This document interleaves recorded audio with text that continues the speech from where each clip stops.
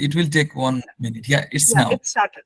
It is. Okay, I'll begin again. Okay, good afternoon, everybody. I welcome you to the first paper presentation of the Young Folklorist Conference. The first paper session, titled 1A, is titled Folk Consciousness and Practices.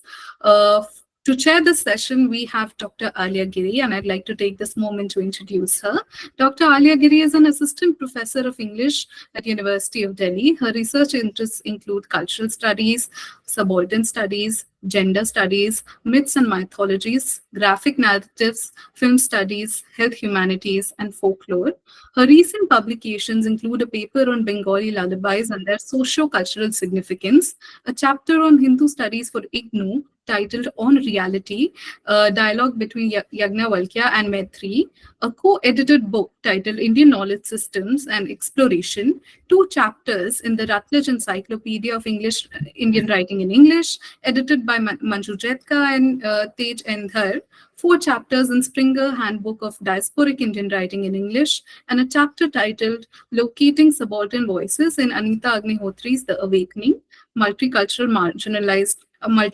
and Marginalized Voices of Post-Colonial Literature, edited by Varun Gulati and Garima Dalal, published by Lexington Books. She has presented papers in several national and international conferences. She has a deep interest in exploring myths and folklore. She also happens to be an executive member of the Center for Folklore Studies and Research and is also on our advisory committee and has been guiding us throughout the course of this conference. We welcome you, ma'am, and I hand over the mic to you now. Thank you, Megul, for this wonderful introduction and warm welcome. And thanks to CFSR as well. Now, without further delay, I'd like to initiate this technical session 1. So let me just quickly go through the rules. So there are 4 paper presentations in this particular session, and each presentation will be given 12 minutes for the presentation and 3 minutes for the question and answer round. Okay, so I think that, should we take the questions at the end of all the presentations, or do you want to go like 1 person and this question answer round? I mean, at the end, like that will be that will be more effective, I convenient. guess. Yeah. All right. So yeah, so for with us we have Bonosree Majhi, the first paper presenter, and she is a PhD research scholar, Department of English and Cultural Studies, the University of Burdwan, and she is an assistant professor, Department of English, Memari College as well. And her paper is titled as Exploring Folklores in Search of an Answer to Climate Crisis, Analysis of Amitav Ghosh's Left Works. So over to you, Bonosree. Thank you, Dr. Giri. Before I begin my presentation, I must mention this happy coincidence. The day I sent in my abstract, I found out that Amitav Ghosh has just won this year's Erasmus Prize. For, in the words of Premium Erasmus Foundation, his passionate contribution to the theme, Imagining the Unthinkable, in which an unprecedented global crisis, climate change, takes shape through the written word. Now to my paper. Well-recognized Indian English author Amitav Ghosh, who has brought South Asia to the center of his narrative universe, interweaves myth, history, and imagination to portray his vision of the human destiny. Lately, he has devoted his works to explaining the planetary crisis through the art of storytelling. This paper will focus on 3 of his works, Hungry Tide, Gun Island, and Jungle Nama, that draws on the power of folklore. In an interview, Amitav Ghosh asserts, I do think that writers of my generation have a duty to address issues of the environment. The novel he happened to discuss in this paid interview is The Hungry Tide, which is often considered one of the first classics of eco-criticism. Gun Island overtly deals with the horrors of climate change and its impact on the human and the non-human alike. In Ibis trilogy, the author has successfully demonstrated how colonialism epitomized greed, the demon of the new era, and the manner in which it threatens the fragile ecosystem of the colonies. His recent non-fictions, The Great Derangement and The Nutmeg's Curse, investigate the origin of the climate crisis. This investigation again traces its root back to Western colonialism's unbridled greed that has administered flagrant exploitation of environment and indigenous communities. In both these books, he stresses upon the power of storytelling that needs to change how the authors write in thought, content, and form to accommodate the requirements of the Anthropocene in the recent era. To serve this purpose, one must turn back, according to Ghosh, to the origin of storytelling when it used to be related to production of knowledge and expanded the horizon of our imagination. One of the ancient forms of storytelling, the folklores, happen to retain in their primordial structure the wisdom gathered through centuries. These are the stories one must pay attention to in order to understand the human predicament. As Giacinta, the Italian scholar, a character from Gun Island, iterates, it is only through stories that the universe can speak to us. And if we don't learn to listen, you may be sure that we will be punished for it. In Jungle Nama, his verse adaptation of the legend of Bon Bibi, Ghosh offers a specimen of the sort of writing he believes is the need of the hour. Bon Bibi, the benign mistress of the forest, is popular in and around the Sundarbans, the green delta region of Bay of Bengal. It is a common belief of the local people that the deity protects one from the mysterious dangers of the forest, especially from the greatest of them all, the tiger. Like any other Sufi saint revered by people of Bengal, she hails from Arabic country. In some versions of the legend, she comes from Makkah. Blessed with power of extending protection to those in need, she traveled to the Tide country with her twin brother Shah Jangali, the warrior. Following her arrival, she ended the tyranny of Dokhin Rai, the demonic being who could shapeshift as a tiger, and apart from relishing human flesh, likes to play with the mind. It is not just flesh he craves, he likes to kindle greed. To wake the demon in man is his greatest need. This is an excerpt from the book. Bon Bibi, along with her warrior brother, fought Dokhin Rai and ended his reign of terror. To ensure people's safety, she demarcated the area of Dokhin Rai and forbade him from crossing over to the human side. Within his kingdom, however, he was free to rule in peace. Locals considered her the savior of humans and worship her not for salvation but for protection from the immediate dangers of the nature, which is epitomized by the tiger but not necessarily contained in that figure. A symbol of communal harmony in the archipelago that boasts of the largest mangrove forest in the world, she is worshipped by both Hindus and Muslims. In Jungle Nama, Amitav Ghosh offers his retelling of an episode from Bon Bibi's Johura Nama. Concerning Johura Nama means kind of a Pachali or the poem or epic-like poem where her grace is sung. Bon Bibi Johura Nama, he takes out this episode. He offers his retelling of this episode where it concerns Dhona, Dukhe, Dokhin Rai, and the mistress of the jungle herself. In popular Bengali meter, Dipodi Poyar. It says said that only Dipodi Poyar is an appropriate. It's the only meter in which you can call out to the goddess. Dhana, the merchant whose greed exceeds his wits, lures his poor relation Dukhe to join the fleet of 7 boats to the Tide country in pursuit of honey, wax, and timber. So basically, he wanted to go there to, amass more riches. When Dokhin Rai discovers that humans have transgressed his boundary without his permission, he decides to collect his tax. They haven't asked my leave nor made an offering. They want the forest's wealth in exchange for nothing. To enter the jungle without my permission is to ask to be taught a suitable lesson. He chooses none other than Dukhe, the sad lad, to be his human sacrifice. He visits Dhana's dream and makes his demands clear. After initial resistance, few mortal threats and promises of great riches persuades this rich one, the merchant Dhona, to give up his nephew. But Dukhe happens to remember his mother's final advice, and in the face of imminent death, seeks Ma Bon Bibi's help, the magic meter. The deity comes to his rescue, obviously. With the Dokhin Rai duly subdued, Dukhe is whisked away to her lair. Later, he is to be sent home with more riches than his greedy uncle, but not without a final warning. One final thing, with Dhona you must reconcile. I know you must hate him, but it's true that he is vile. But you must forgive him, rascal though he is. To hate forever is to fall into an abyss. Back home, reunited with his distraught mother, Dukhe follows his benefactor's wishes and finds his happily ever after. The final segment in the book reads like this: grateful forever to his teacher Bon Bibi, who had taught him the secret of how to be happy.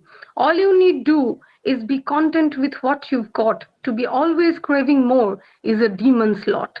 This legend embodies the ethos of moderation and contentment, traits which in most indigenous folk cultures are considered necessary for peaceful cohabitation and sustainable future. Notably, this episode also preaches the virtue of mercy. The Sylvan deity forgives the chastised demon and instead of retribution prescribes him the practice of restraint as a cure for his insatiable hunger.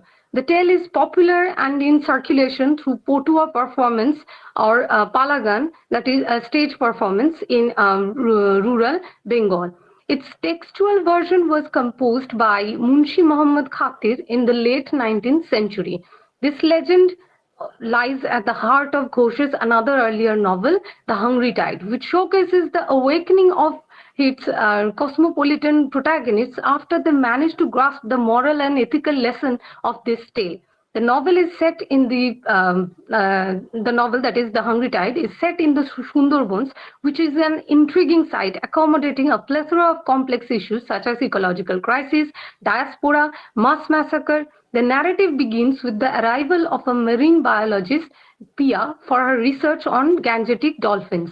The strand of narrative dealing with Pia intertwines with that of Kanai, the polyglot from Delhi, who reaches the Delta region to connect with the certain parts of his family history.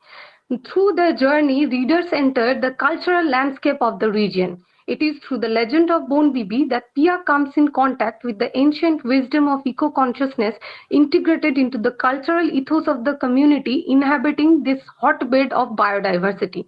As far as Kana is concerned, the folktale comes at the encounter of the settlers and the nature and dramatizes the ethical and existential aspect of their negotiation. The folklore of Bon Bibi and Dokhin Rai epitomizes this negotiation between humans and nature. The unrestrained rapacity is the demon whose menacing presence threatens the delicate balance that is our ecosphere. In the aftermath of her epiphanic experience with local reality, Pia becomes aware of the loopholes of increasingly popular Western discourse on conservation and environmental sustainability. She comes to realize the injustice of burdening the poor of Global South with the responsibility of conservation when they are the ones who could least afford it. These mud swamps are far from the idyllic setting that can conjure up romantic visions, nor is this jungle an inanimate treasure trove awaiting adventurous explorers. The spirit of the forest that rules the lives of these people could not be appreciated through the aggressive epistemes formalized by the colonial capitalist society. Fakir, the local fisherman, is the one who represents the mystic ethos of this land. He finds Kanai's lack of fear blasphemous, and as they are about to enter the jungle, he asks whether Kanai is clean. Baffled as he is, it takes Kanai some time to understand that he is speaking of his intentions and not physical impurity. Fakir's fear is not actually mortal, even though that factor is there, but it's actually his deference to the forest. Nilima too, Nilima, the social worker who is the aunt of Kanai, and she is the one who called him to this place. She too echoes this deference when she reminds Kanai that jungle should be entered only if there is a pressing need and not on one's whim, let alone with an intention to take more than what one needs. Researcher Anujale records being warned by village women against taking more photographs of the forest than she needed. But Bon Bibi is not the only legend that influenced the author. Folkloric tales associated with Ma Monosha forms the narrative structure of Gun Island, which deals with the issues of mass-scale migration that has recently become the most crucial political issue of our times. Ghosh traces its origin back. Bonosree, I hate to interrupt, but please conclude your remark. I mean, it's already 12 minutes. Please wrap up. I'm so sorry. Again, he can trace its origin back to the nexus of colonialism and capitalism. He searches for the solution in the legend of Bonduki Sodagar, which is connected with Ma Monusha. Just like Chand Sodagar, Bonduki Sodagar's tale also is about the divine wrath and the chase and finally appeasing the goddess. And it again takes us back to Sundarbans. As Ghosh describes, the Sundarbans are the frontier where commerce and the wilderness look each other directly in the eye. That is exactly where the war between profit and nature is fought. And Ghosh explores this tantalizing frontier as it offers copious opportunity to observe the catastrophic consequences of ecological distress in both human and non-human world. He used the structure of this folklore to show that human and non-human existence is actually intertwined, and they are both suffering from this ecological catastrophe that is marking the present situation.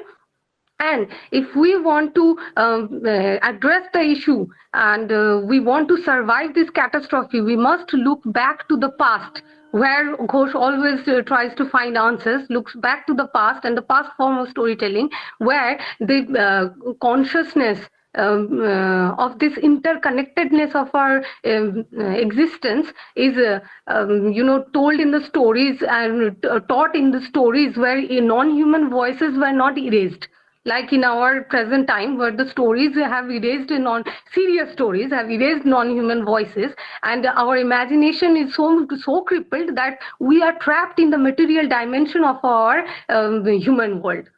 So to get in touch with the natural world, we must turn back to these stories. And this image of Ma Monusha, the maternal figure, or the legend, he draws a parallel with the legend of Black Madonna from Venice. He thinks that these two stories are actually of those maternal figures who could mediate or who could communicate with the non-humans and forge an amicable bonds between these two worlds instead of the one that exists of hatred and fear and violence. And thus I conclude my presentation. Thank you for your patience. Thank you for this insightful presentation. I'm really, really sorry to cut you short, but we have a limitation of time. It has to be done. There are so many interesting sessions ahead. So I'm reserving my comments for now. I'll just let you know later on. Okay. Thank you. And so the next presentation is by Suparna Mondal, and she is a research scholar in the English department, University of Calcutta. And a paper is titled as Pattachitra, Redefining Eco-Consciousness Through Scrolls and Songs. Over to you, Suparna. Thank you, ma'am. But I am not a research scholar. I'm a postgraduate student. And I would take a few seconds. Do you need any help? Yeah, let us know. Just a minute.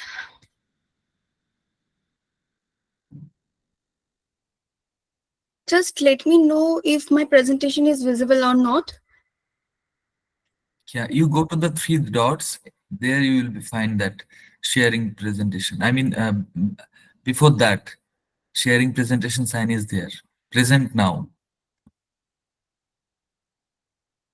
Is it visible now? Yeah, it is getting Yeah, visible. this Yeah, Okay. thank you. Very good morning to all the eminent dignitaries and research scholars present over here. First of all, I would like to express my gratitude towards the panelists, the Honorable Chair Professor, and the conveners for providing me this opportunity to present my research work in front of you all.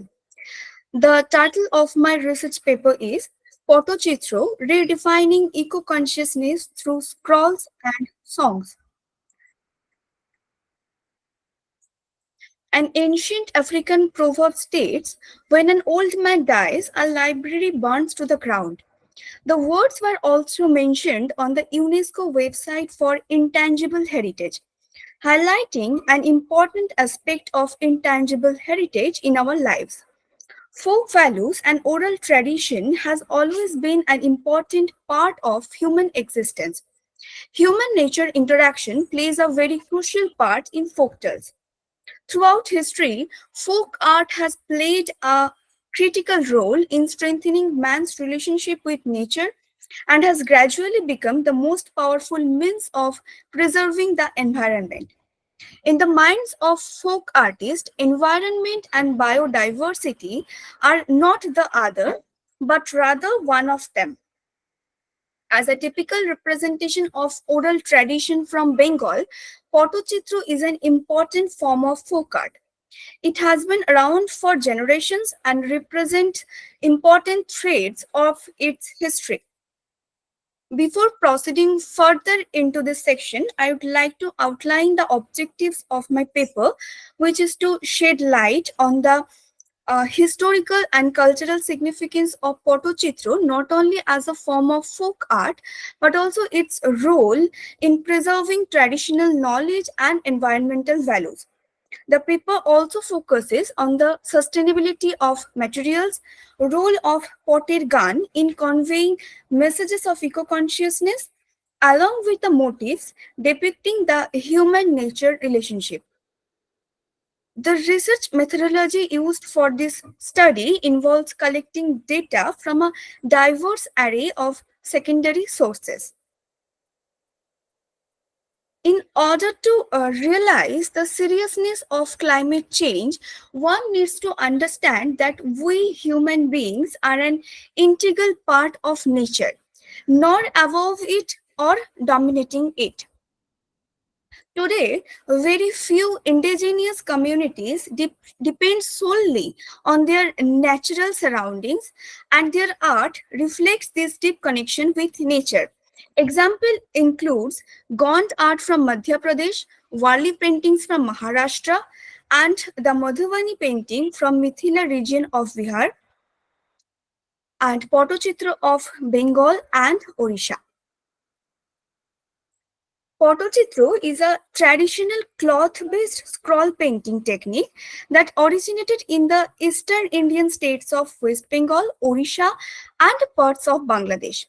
However, Bengal's Potua painting were more extensive and richer compared to those from other regions. It is a part of West Bengal's traditional and mythological heritage. The Bengal Pattachitra is divided into some different aspects like Durga Pot, Chalchitra, Tribal Pattachitra, Medinipur Pattachitra, and Kalighat Pattachitra. The subject matter of Bengal Pattachitra is mostly derived from mythological and religious stories like Monosha Mongol, Chondi Mongol, Ramayan, Mahabharata, also folklore from tribal culture and social messages on contemporary events.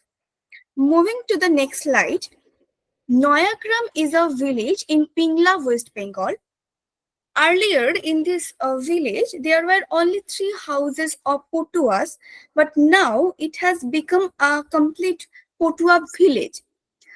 Dukhusham Chitrakar, a Potua from this same village, stated that Potuas were once thought to be a storehouse of wisdom. In the days before television and radios, the Potuas would travel from village to village offering moral guidance to the commoners through their scrolls along with their song, which is often known as potted gun. The close connection of Potuas with nature goes beyond just subject matter. The tradition of scroll painting across Greater Bengal is deeply intertwined with the region's topography, climate, and agricultural bounty. Earlier, sustainable living was inbuilt in the lifestyle of communities like the Potuas, who faced food insecurity and typically didn't own any land for cultivation. Instead, they rely on gathering fruits and vegetables for color making. For example, uncooked rice powder and khorimati is used for white color, bhushakali for black, turmeric for yellow, hincha and shim leaves for green, Aparajita flower for blue, and Phony flower, a kind of cactus, for red.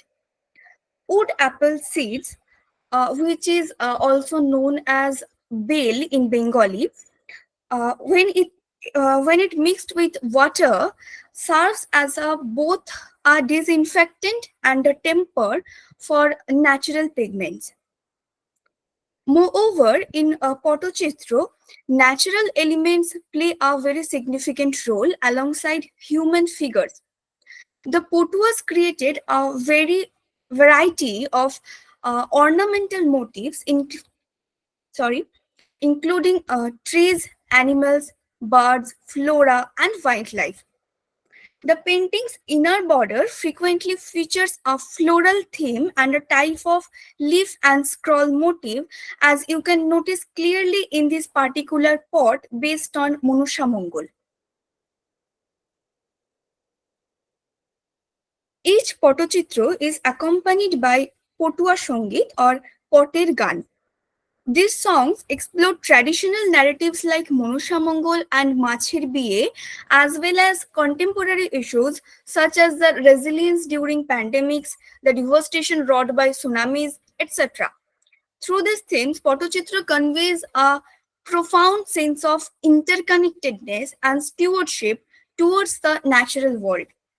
The wedding of fish or Machir Biye is one of the favorite subjects of Potuas.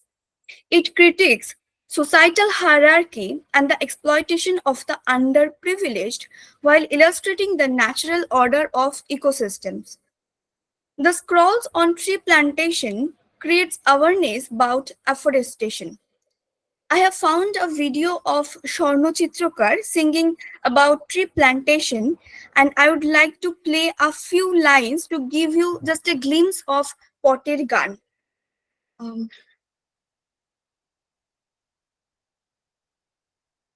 সবাই মিলে করো গাছ রোপণ ও জনগণ সবাই মিলে করো গাছ রোপণ গাছ থাকিলে বাড়ির ধারে মানুষের উপকার করে বাতাসে নিঃশ্বাস ভরে গাছের ধরন ও জনগণ সবাই মিলে করো গাছ রোপণ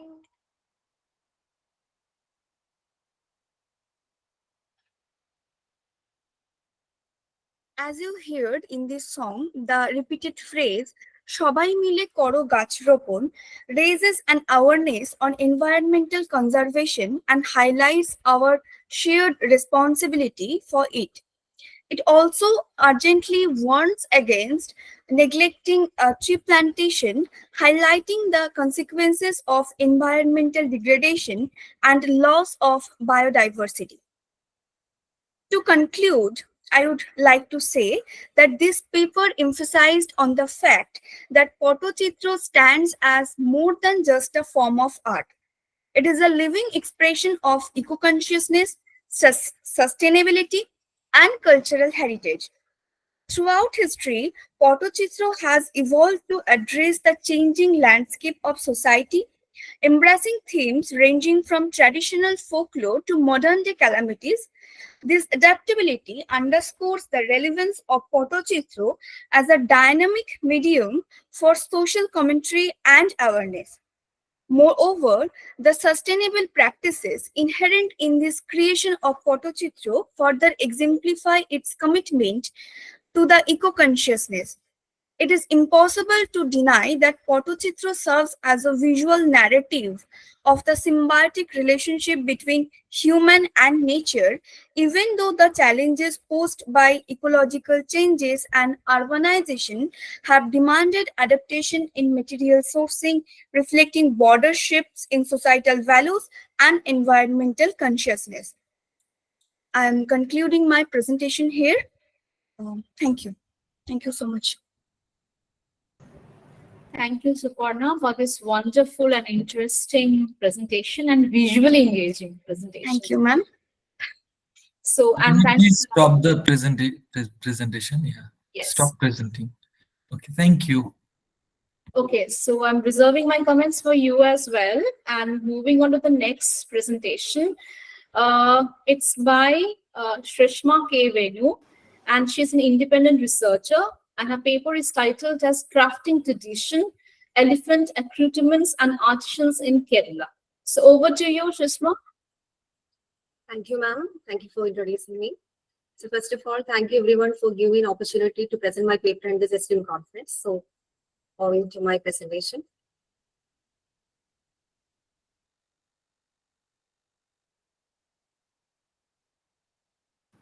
Yeah, if you face any problem, please let us know. Thank you. Is it visible? Yes. Okay.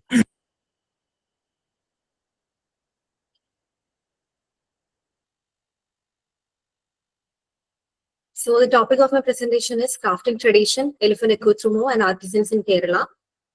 I hope you can see the second slide, which is abstract. Hello. Move that. You need to. Okay. Could you please put it in slideshow? So Yeah, that I was putting it in slideshow, but it seems that you cannot see that. okay. In the downside, in your right side. Actually, this is in slideshow mode now. Is it visible? No, this is not visible. Okay, okay. So can I present it like this? Yeah, it's good. No issue. Carry Thank on. Yeah, so the topic is crafting tradition, elephant accoutrement and artisans in Kerala. So I'll not be reading the complete abstract because it's we have limited time. So moving on to the main points, adorned elephants are an inevitable part of temple festivals in Kerala, and the major fineries used in adorning elephants are caparisons, silken parasols, fly whisks made of yak tails, and peacock feather fans. So the basic aim of my research is to look into the artisans linked into the craft of making this, uncovering the role of adornments in religious rituals and processions and the associated tradition, and also the artisanal practices through an exploration of materials, techniques, and craftsmanship of artisans, and the cultural heritage of this practice. So the methodology I chose was qualitative methodology, and I chose some methods such as looking into the materials of YouTube interviews with artisans, website articles, research articles, and newspaper articles.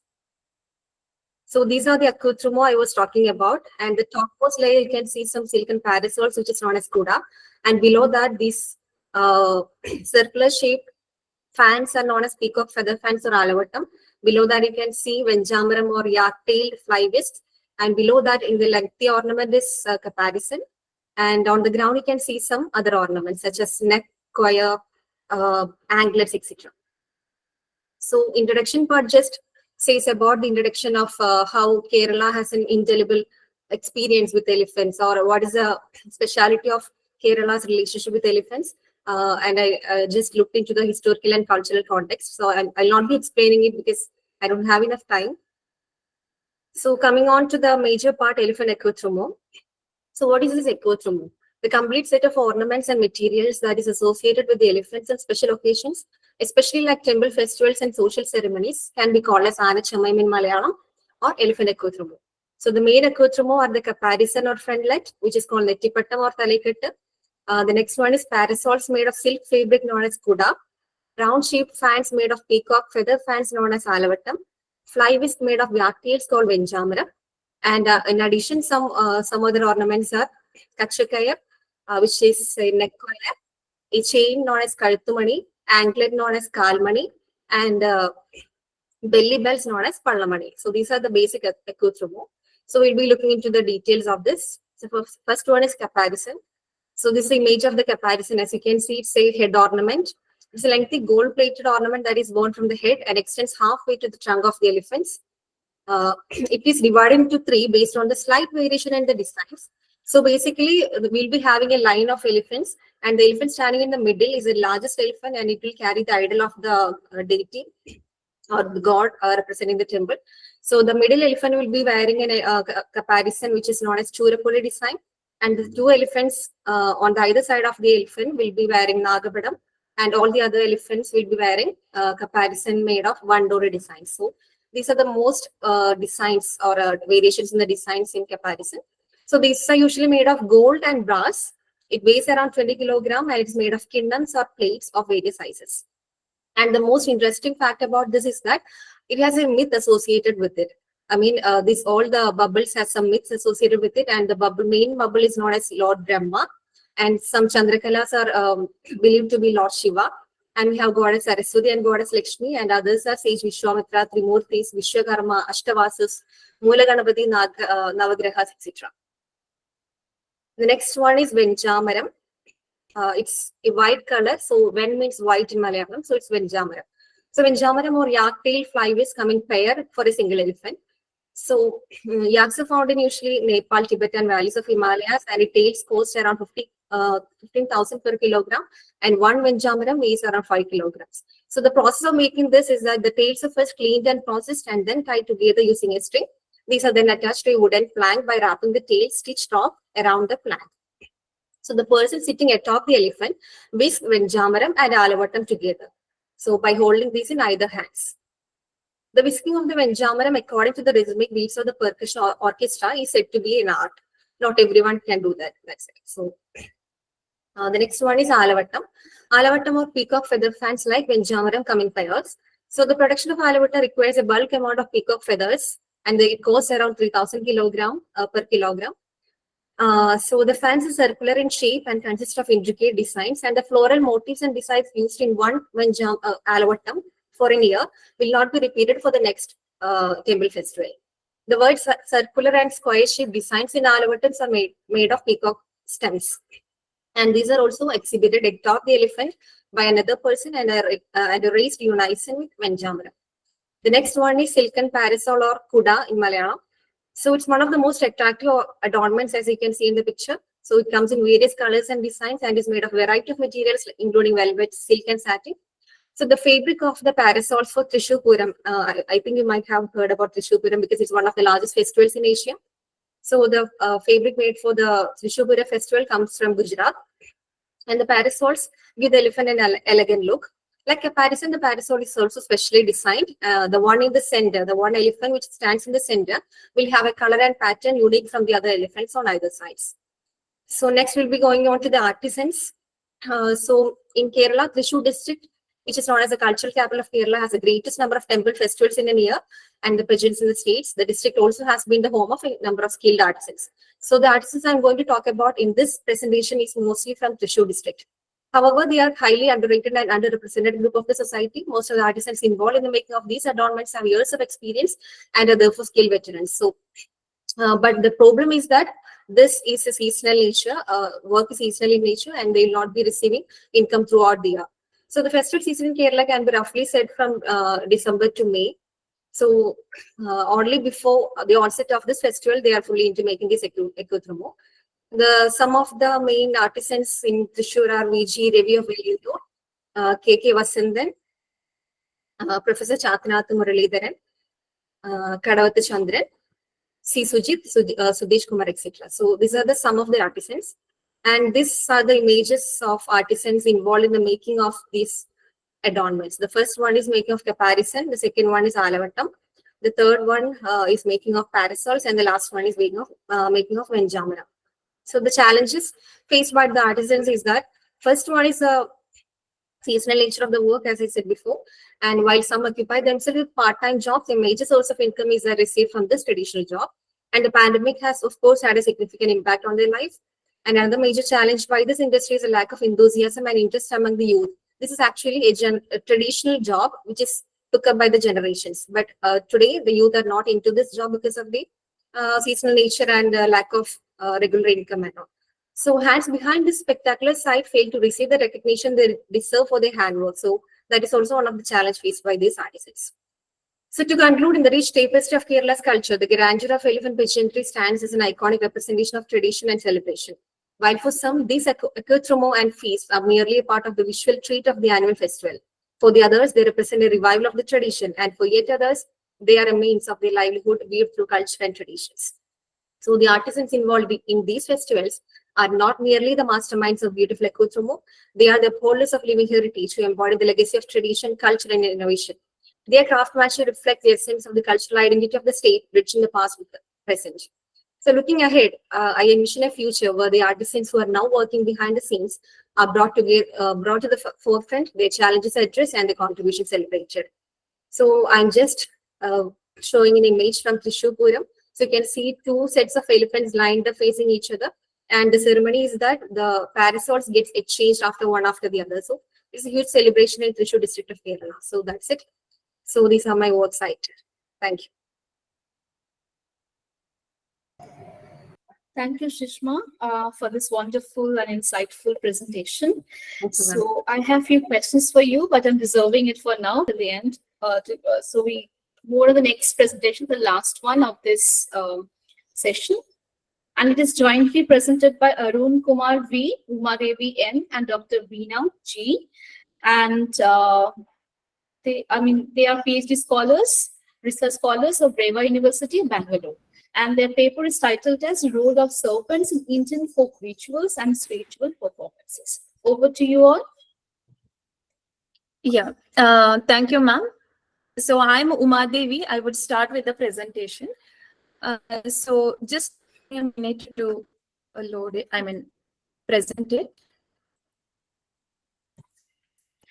Yeah, Uma Devi, do you need any help? Like you want any other person to co-present with you? Let me know. No, sir. As of now, I will present. So is it visible? I just wanted to know. Yeah, it is. It is. Thank you. Okay.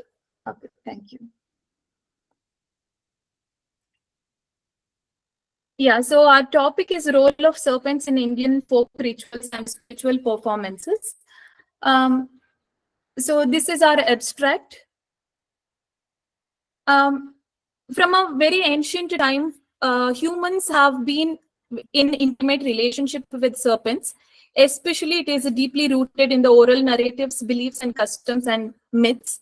So serpents, especially, it is we worship in Hindu mythology, and also we see this kind of connection, mythological representation of serpents in other religions as well. For example, serpent in Eden, Garden of Eden in Christian mythology, or in Hindu mythology also, serpent is used as a rope in churning the ocean of milk. And even in Greek mythology, we have seen the association of serpents with healing powers. So this is not a new thing. There is been this serpent worship. And there is a rationale behind it. Probably it is the prominent role assigned to the serpents across the cultures that has potentially led to the modern day serpent worship. There are even within India, there are several regional variations. The worship of serpent deities it varies. For example, in North India, there is a worship of Nagaraja, and in Northeast we worship Manasa, and in southern part, if we see in India, the live snakes are worshipped most of the time. And there is also material manifestation. Serpent worship is quite evident in temples, idols, and sacred groves dedicated to the serpent gods. And there are also, I'm going to touch upon several several temples in southern parts of India. For example, Mannarasala Sri Nagaraja temple or Adimulam Vettikod Sri Nagaraja Swami temple. So these are the several of the major temples that prominently indicate serpent worship. And also several rituals we are going to touch upon, something like Nagadosham ritual, Nagamandala, and Nagapanchami celebration. the main objective of this study is to comprehend the complex relationship between humans and serpents in Indian folklore, and also to analyze how cultural narratives influence the societal attitudes and behaviors, and potentially with special focus on the conservation efforts and human-wildlife interactions. So this was basically the abstract and introduction. And moving on to the next part, understanding folklore and serpent worship in Hindu culture. So I'm not going to talk much upon folklore because already introduction about this is given. So folklore is quite fundamental for understanding the social and cultural aspects. And today we are going to specifically focus on the deep-rooted cultural heritage of India. Now in Hindu mythology, serpents in Hindu mythology, there has been a very deep association. So these serpents are with major Hindu deities like Vishnu, Shiva, Manasa. And also we see Vishnu, he sleeps on the serpent Adishesha we call, and Shiva around his neck we are able to find the serpent god.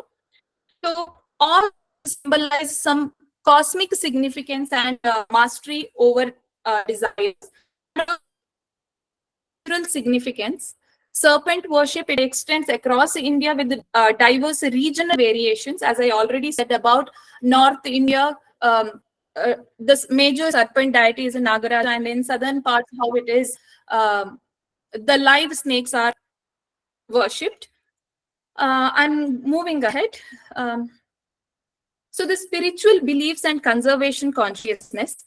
So serpent worship, it serves as various purposes, including seeking blessings for prosperity. Especially, serpent worship is always associated with fertility and healing. So spiritual beliefs attribute healing powers to serpents, and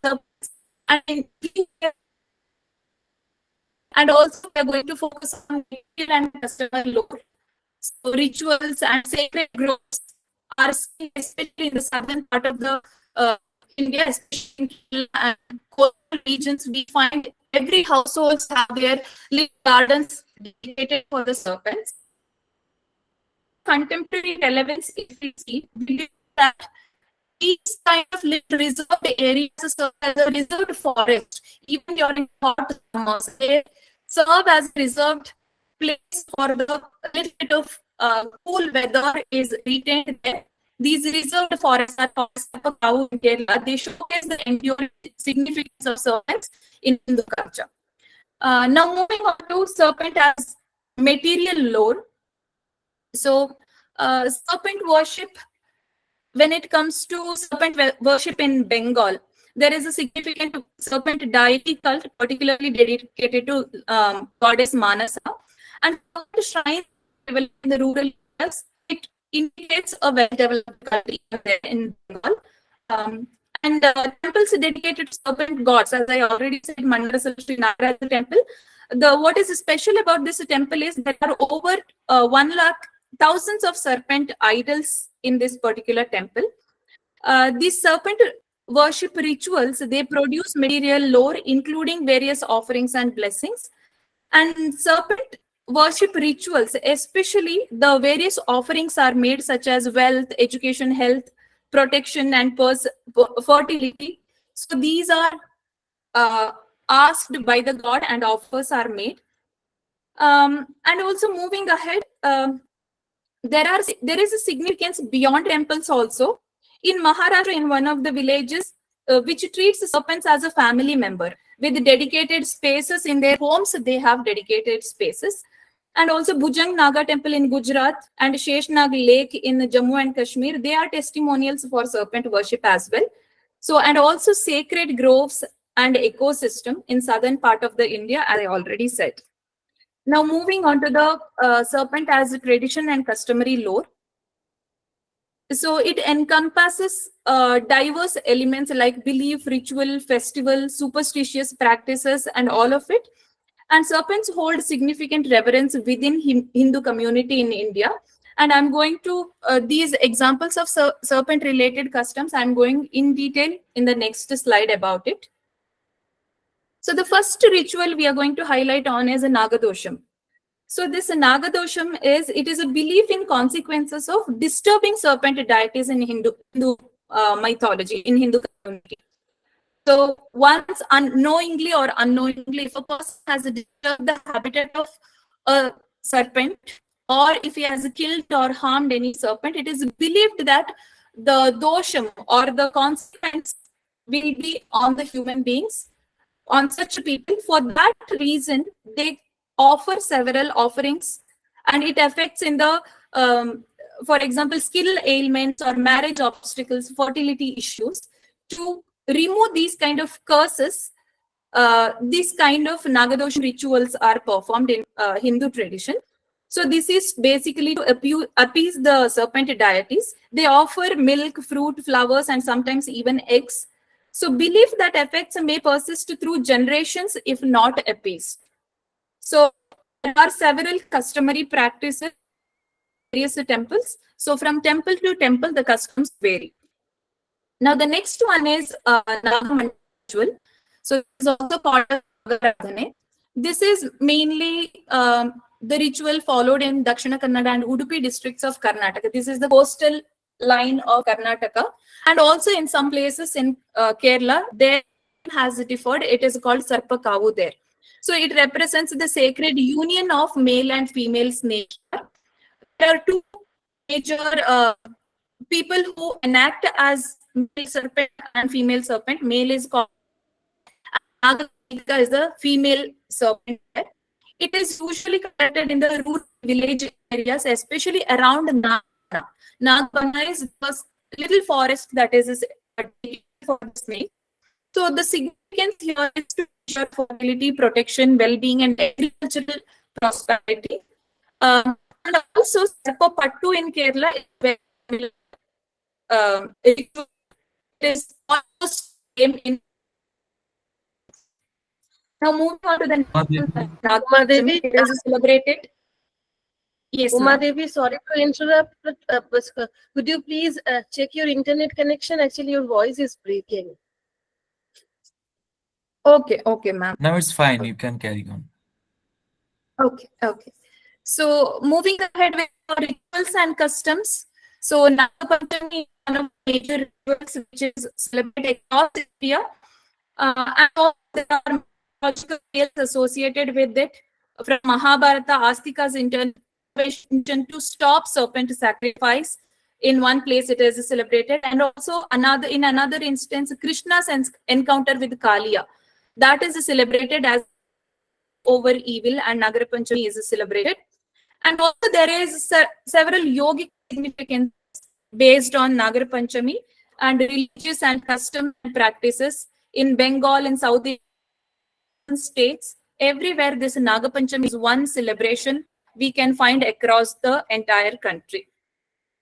Ahead. And also there is a reverence for cobras. Despite the venom, Hindus venerate cobras. So temples and sacred groves protect serpents here, reflecting the deep-rooted tradition. And in addition, this worship of serpents carries a very rich tradition and customary elements. It has cross-cultural elements, comparison with Greek and Egyptian cultures also we can see. And it has a very ancient origin, era and practices start from there. And there are regional diversities, as already mentioned. The societal attitude also, the theme of respect, veneration, and coexistence with the nature is represented. And also there is urgent need in retaining this, preserve this heritage, and also it creates eco-conscious practices, harmony with the nature. So tradition, modernity, balance, the old belief of the contemporary belief that it is very much associated in preserving the nature. So these are my references.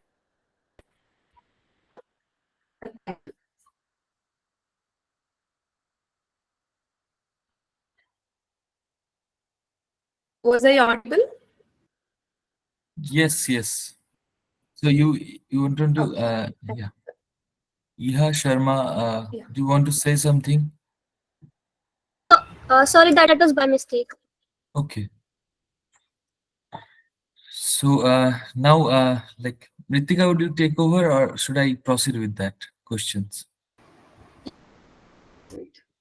Okay. So Alia ma'am, should I read the questions, or you can would like to do that?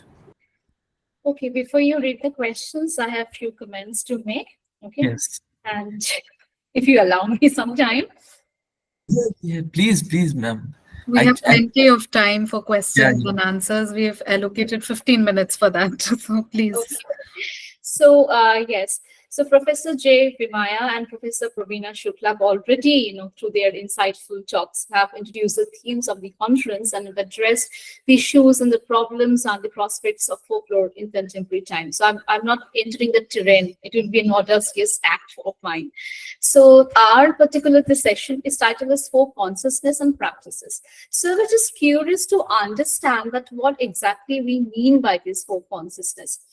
Generally, the term means that our awareness of ourselves and the surrounding, right? So I was just curious to understand, is there any difference the way indigenous people understand, consciousness? So we're just going to an article by Radek Trinka, and it's titled as Variability in Cultural Understanding of Consciousness, a call for dialogue with native psychologists. Okay, so in that, he talks about the three ways of that indigenous groups see consciousness. Number one is local consciousness. Number two is collective. Number three is global. Okay, so how we connect globally, that is the third layer. So they understand consciousness in layers. All right. So the papers that we have already, that has been presented, they address some of the, issues that we have in folklore, that how we understand as a group, as a cultural group, as a folk, our consciousness that we have. Now, what this article talks about as well, that isn't a difference that generally the scientifically how we understand consciousness, how the indigenous people understand consciousness, right? And the article addresses one interesting point of difference was that they talk about altered state of consciousness, okay? And the writer of the article talks about that how the people, the Jivaro people of the northern Peru, they believe that the altered states are the true reality, while our everyday consciousness is just an illusion. Okay, so that's an interesting aspect I was looking in the presentations though. Anyway, so I'll just quickly conclude and wrap up, the presentations that have been already been presented over here. Now, Bonosree Majhi, she explores text of Amitav Ghosh, namely the Hungry Tides, the Gun Island, and the Jungle Nama. So to understand how folklores operate as the reservoir of ancient wisdom that acknowledges the significance of coexistence and sustainability. Now, she also talks about the folk deities Mancha Devi and Bono Bibi and the legends associated with them. Right. So I just have one particular comment to make over here. I'm just curious to know what are the historical and socio, kind of influences that have led to the emergence of these folk deities, the practice of worshipping folk deities, because we have already, Bengal have Kalima and Durgama, the very powerful goddesses, right? So why do we need these goddesses? I mean, what were the forces that led to the practice? Okay, that is one point of question that I have. Second, Suparna Mondal, she examines how Pattachitra encapsulates not only the mythological and folkloric narratives, but also the contemporary themes, the climate crisis, that is COVID, and so on. So recently, CFSR have already, kind of organized 2 workshops on Pattachitra by Kalampoto, the very famous, artist that we have. So her presentation was very visually engaging. So I don't have any specific question for her, but then because it is already, kind of self-explanatory. And so the third one, the presentation was of Sreeshma, Venu, and she talks about the elephant accoutrements in Kerala during various festivals. Right now, I was, reading an article where it was about, animal activists, animal right activists, and they talk about that how these rituals, these festivals, often, kind of lead to cruelty of animals. So I am just curious to know that how, as a research scholar, she would negotiate these spaces of conflict between cultural practices and this new kind of awareness of animal cruelty and other things. All right. So this is for you. And lastly, the last presentation was about the role of serpents in Indian folklore, folk rituals and spiritual performance. The title is interesting because she talks about, the collective, presenters talks about folk rituals and spiritual performances. So I just want to kind of ask them, what is the basic difference between folk ritual and spiritual performances, how they see the difference? Okay. And if we talk about colonial mindset, all right, or perspective, we are known as a land of snake charmers, all right. So as we kind of explore this kind of narratives, so I just want to ask how these narratives subvert or challenges the colonial perspective, and do they provide new perspective, or do they kind of ascertain the kind of mindset that they already have for us?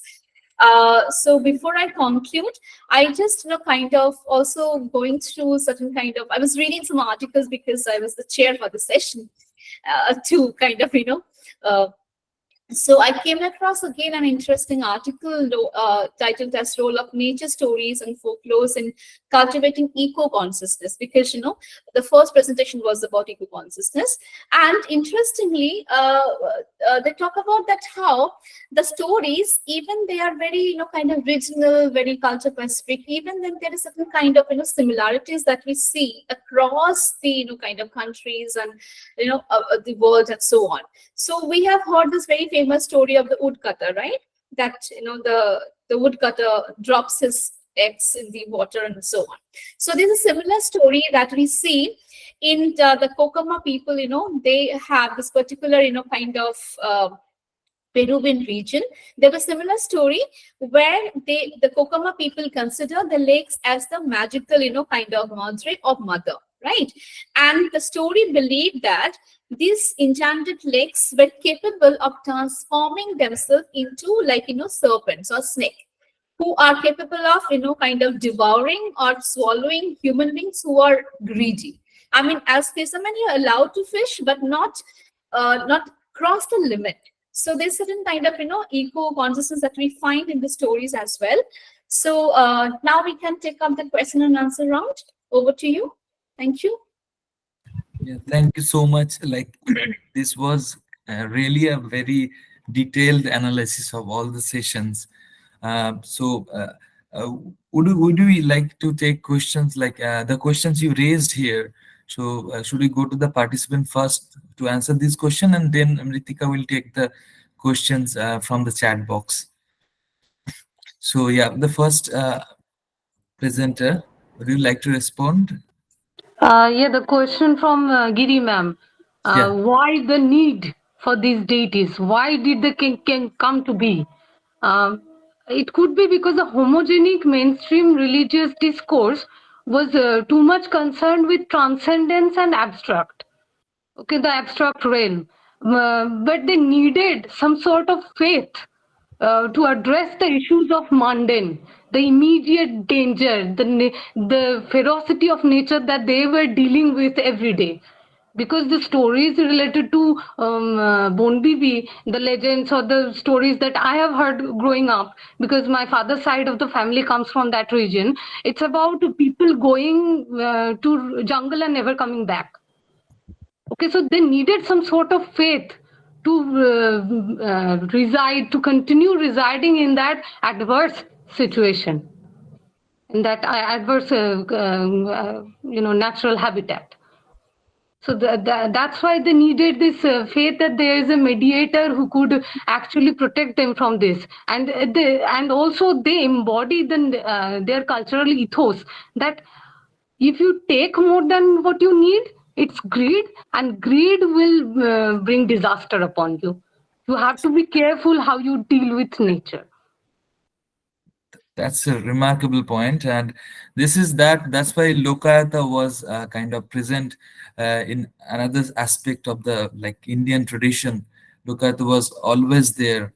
Uh, May I yeah, interrupt again? Okay, the Monusha Devi part that I couldn't really, go into details, but you said historical also, socio-cultural and historical. So Amitav Ghosh points out that even though the legend is doing the rounds of Bengal from time immemorial, but her story's revival, the revival of her legend can be, it actually coincides with natural catastrophe like cyclones, like wildfire, or when the non-humans start to crossing over to the human side, because Monusha Devi is the snake goddess. The poisonous creature, fear of poisonous creature make us, worship that goddess. And there are so many, this Lokayata tradition, different versions of Chondi or Shoshti, because we didn't understand how to deal with this another non-human entities like bacteria or things that were creating these infections, and we needed faith. That was, emancipation. and Yeah. also we needed to have faith in our habitat, in our ecology, and Okay. must understand that we do not lead an isolated existence. Ours is interconnected, and we have to pay our dues and deference. Thank you so much. So as Suparna's presentation was aesthetically very pleasing and very clear cut, and it was really good. But she don't have any question from you. So the next question will be addressed by Sreeshma, I think. Sreeshma. Yes. So, ma'am, I think your question was my take on animal cruelty. Yeah. Yeah. So, first of all, in recent times, government has imposed some bans on using animals in temple festivals, mainly because of this ethical consideration. And this aspect, I have incorporated it in my paper, full paper. So I don't have enough time to present it in the presentation. That's it. So keeping in mind the ethical considerations, I would like to say that, first of all, use of elephants in temples for a mere sight of just like a visual feast, I'm not so into it, but since I'm from Thrissur, I like the sight of it. I agree with that. But I'm not saying that it should be against against or we should torture elephants for that. No, I'm not. I'm not saying we should do that. So first of all, there has been some regulations on the side government. So first, from 11:30 to 3:30, we should not be using elephants in any temples, and it should not be allowed to stand for more than 6 hours. So there are some regulations like that. And even then, in recent times, government has put on other bans such as ownership of elephants. So according to me, if there is a ban on ownership of elephants, no one in the future is able to buy elephants. So if this goes like this, within few years after this round of elephants have died, we won't be having any more elephants to parade in the elephants temples or used for processions and all. So I remember one of the elephants. I remember one of the temples in Kerala, Sri Krishna Temple of Irinadapalli, Thrissur district, using mechanical elephant for the first time, and Times of India has reported it. So such initiatives are a welcome change for this. So I don't think the tradition should be compromised for the sake of elephants, no. But I think the tradition should keep in mind the wellness of these creatures. That's it. So I think I answered your question, ma'am. And I would like to say about a documentary produced by Sangeeta here. It's named as Gods in Shackles, and it throws a light upon the cruelty of elephants faced in Kerala's temples, especially during the festival seasons. So I think that documentary also proved to be some fruitful, because government has imposed several bans on many things as of parading the elephants in temples. Did I answer your question, or? Thank you. Thank you. That was a detailed answer for the question. So now we'll move to Uma Debian for your question. Yeah, I guess the first question was about the difference between spiritual practices and folk belief in terms of snake worship. So we believe that probably it lies between primarily in their origin and in cultural context. For example, spiritual practices, they are related to the snake worship. They are often a part of established religious traditions, according to me, like for example Hinduism. And also the snakes hold a very symbolic significance there in religion. And when it comes to folk belief surrounding the snake worship, I guess it is more rooted in the local customs and traditions for our superstitions, and also um, it involves a kind of a ritual that is performed in probably the local healers or individuals within the community. So that is what I believe is the major difference between the religious, spiritual, and the folk belief in this regard. Do you have anything on?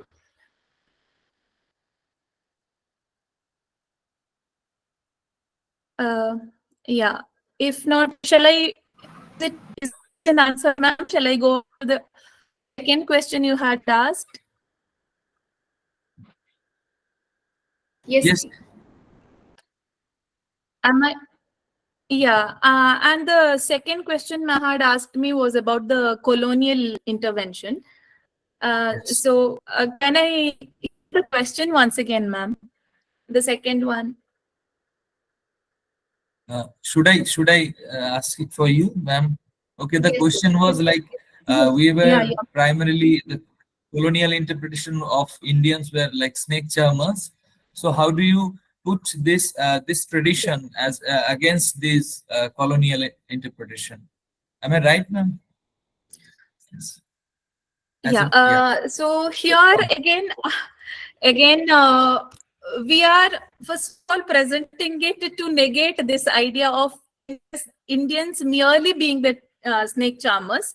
They associated probably more like it is a superstitious belief, whereas we believe we try to bring in the reason, logic behind it. Probably, as I said, in Kerala, where there are specific places associated and specifically dedicated in their households for these snakes.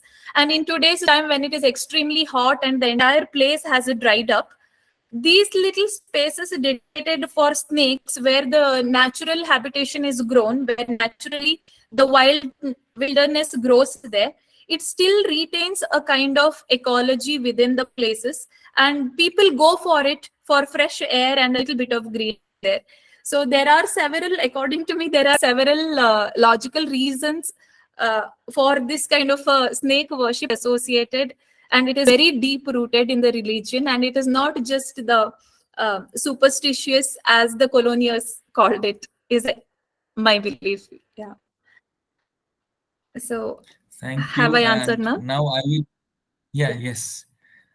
Thank you. Now I will hand over to Mritika to take questions from the chat box, only few of them, and to provide the vote of thanks for the session. Thank you. Okay, there is a question for Suparna. Are the Pattachitras made of decorative commodities or documents of eco-consciousness? Is there Suparna to answer this question? Great. I would like to answer both of the first question at the same time, as the questions are somehow interconnected. Pattachitra can nowadays, especially nowadays, Pattachitra can be used both as decoratively and as a documentation of eco-consciousness. Actually, from ancient times to the present, all events are depicted in scroll paintings. For example, events such as our Indian independence struggle, any contemporary political event, the assassination of Rajiv Gandhi, changes in government, calamities, floods, earthquakes, tsunamis, etc. Even seasonal variations are also depicted in scroll paintings. So, but nowadays, the artists have changed their mindset to the commercial to the commercial portion, I guess, and they have started making decorative items based on Pattachitra paintings, especially for interior designing. And the second question was, can you provide me a second question? Is eco-consciousness. You have answered about it. The second question is from Priyanka Das. It just Yeah, scroll down. It's there. Yeah, that is there. The message for eco-consciousness in Pattachitra as seen is being sung by Sharno Chitrakar. Are such songs and topics a recent phenomena in the past globalization era, or have they existed before that too? I think I have answered that already. Yeah. Okay. Okay. Thank you, Shubha, for answer. I don't think you have any more questions. Now let us go to Elizabeth Jomon. Elizabeth Jomon's question is already answered in the answer of the Alia Madam's question on animal cruelty to Sreeshma. There is a question for Uma Devi. Does the Greek concept of Uroboros find a parallel in the serpent folklore in India? Do you have any comment on that? Uma Devi? Ma'am, I think Arun Kumar wishes to answer that. Can you help him? Yeah, obviously. Yes, I have made him a co-host. Please unmute Arun Kumar. Good afternoon, everyone. Am I audible? Yes, Yeah, yes. you are audible. Yes, though the question is only focused on Greek mythology, we see in almost all the mythologies there are some materialistic lore or as art lore that is closely associated associated with snakes. The symbol that I have mentioned here from Greek mythology, okay, does not hold much prominence in religion, but it might be the folk art that has developed in that region due to presence of the snakes, especially the rattlesnakes, which consume themselves. Now, they consume themselves and they eat the bite off their tails sometime. And of course, yes, that is also an art because of that regional lore that has developed out of that folklore has become a symbol, maybe a religious symbol or might be a community symbol. Okay, so it is not, I can't say that it is similar to that of Indian folklore or belief or significance that we have in India related to snakes. Yes, they have their own native regional significance. For example, in Greek, even in Christian mythology, I think I just wanted to add my point for the previous question as well in the colonial context. I could not unmute previously. So maybe they have that kind of mindset towards this Indian people venerating snakes or snake charmers because they see snake as an evil element in their mythology.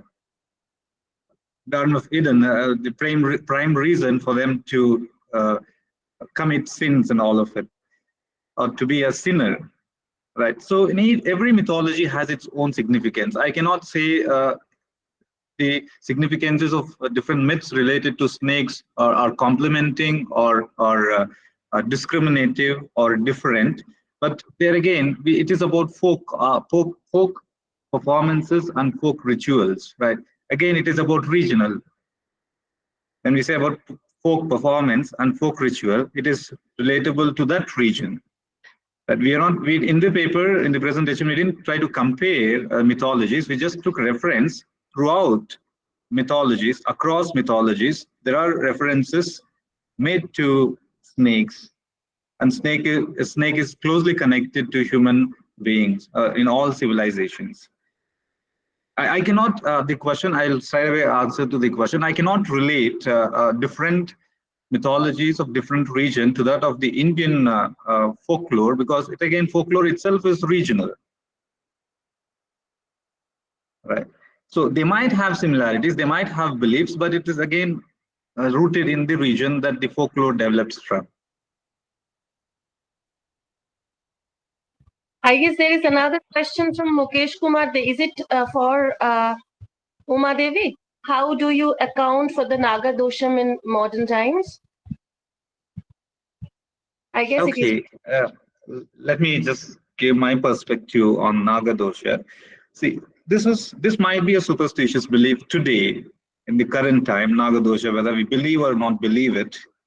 But the rituals we perform in Naga dosha, or the belief we have in performing this ritual, okay, has a positive or optimistic significance towards nature or animal or even with human beings.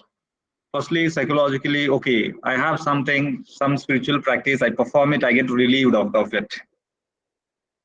Okay, another perspective is that you are venerating either a snake or the abode of the snake or some idol related to the snake, so that there is some conservative consciousness that we are indirectly are exercising. All right, so we cannot logically say that okay, Nagadosham is modern or ancient, but we are looking at its significance, right? Whether it is practiced or not practiced, believed or not believed, what is the outcome of it? The outcome of it, out of it is okay.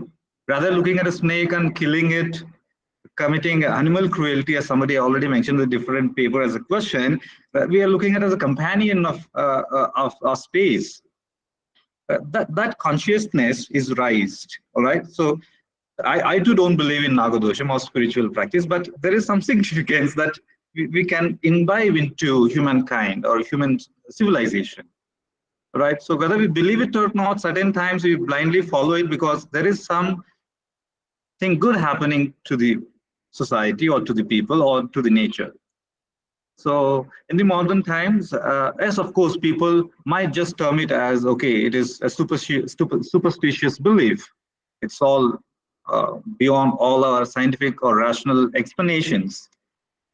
Despite of we having so scientific and rational understanding about nature, okay, what kind of relationship are we developing towards nature? Right. So I would say in the modern times, though we don't believe in Nagadosham or such superstitions, it's better to blindly just accept it so that you are contributing to nature.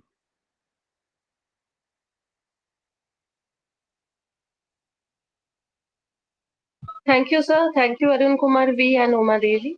And there is another question. I guess this is already answered by Rajitha Uni. Her question is also talking about the animal cruelty, so I'm not going into it. There is a request for Alia ma'am. Could you share the link of the article you have mentioned, madam? And there is question for Suparna once again. How is Bengal's Pattachitra different than Odisha and Bangladesh?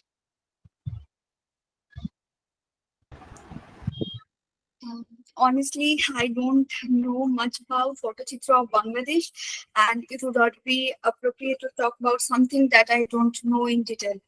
And I'm extremely sorry for that. But about Odisha Pattachitra, I think the main